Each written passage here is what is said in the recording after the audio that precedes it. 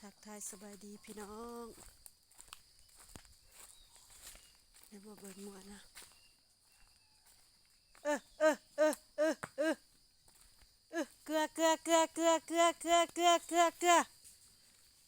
เออเออเออเออเกลือเกลือเกลือเกลือเกลือเกลือว้าตาบอยเออเออเออฮัลโหลเออเออเออ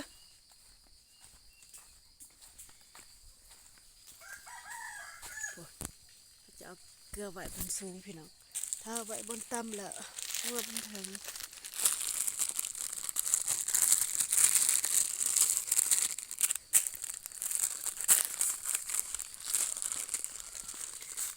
เออเออเออเออเกลือเกลือเกลือเกลือเกลือเกลือเกลือเกลือเกลือ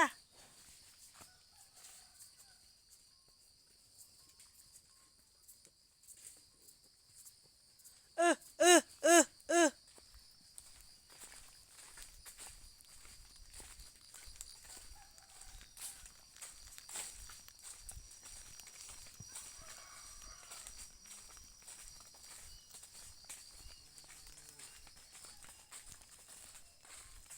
จะบ่อยเด้อจะบ่อยเด้อโอ้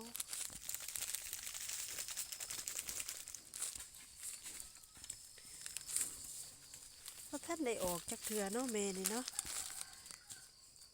วันนี้เบิ่ง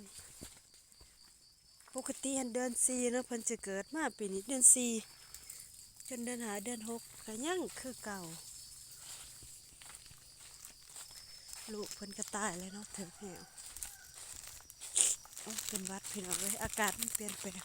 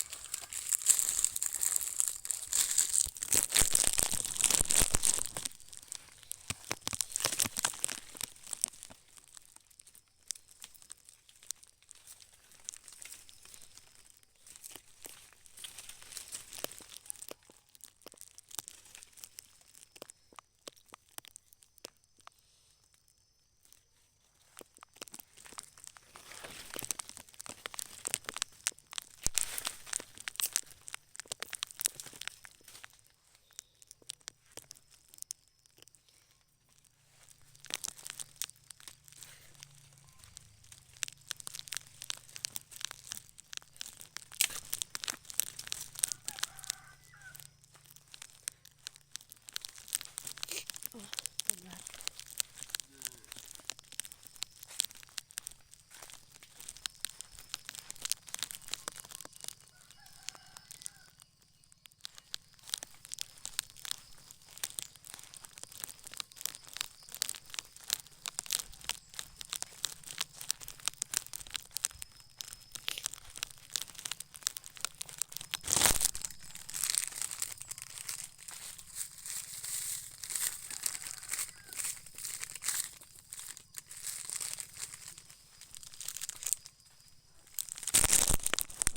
ความดกมากาแฟพี่น้องหน่วยใหญ่เลยเด้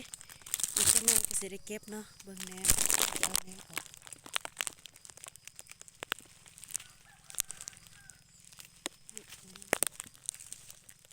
ถ้าแหนมันลายล่ะมันสิบ่มากอยู่เพราะว่าแหนมันจะหยาบกินฝุ่นเนาะ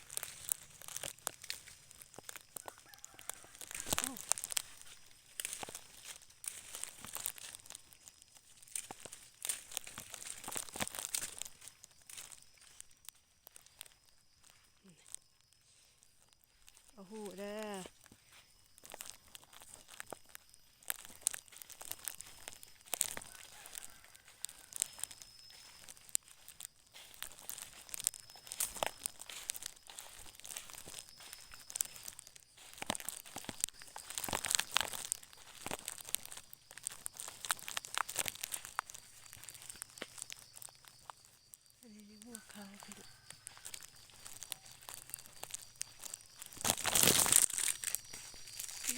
เลยแล้วเถิก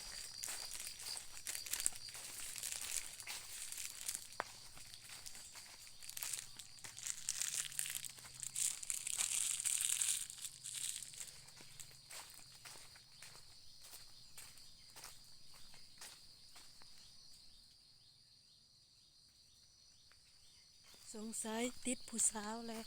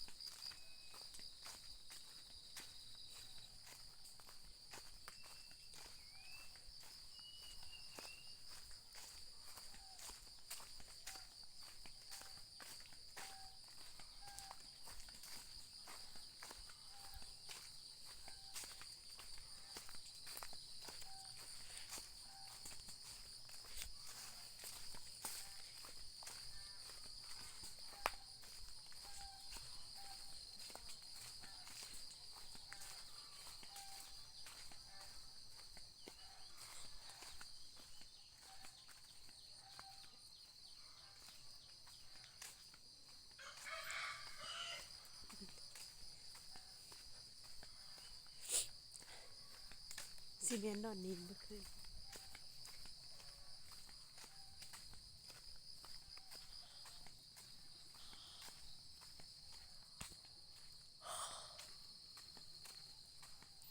ฮัทว่าถ้าโดอยู่ปอตลาดอะเด้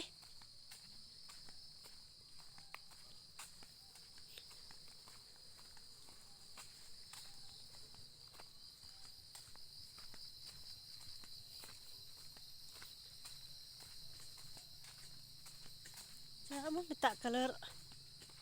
เอามาตะเอามาปอกแปก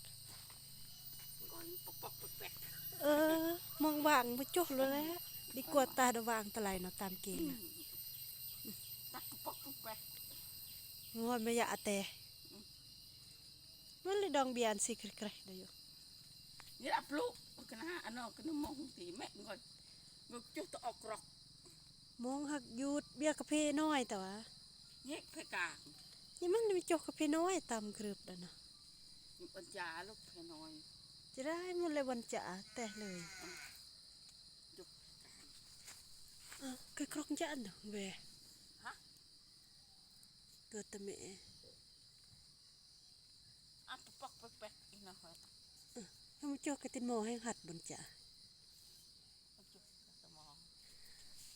จุกเพกา เฮ้ยตามเกงแล้ววัน10 กกเนาะก็เพราะวันแต่ จุกเพกาไม่น้อยอัปปักแปกอีกนะ ไม่แต่ก็ง่าย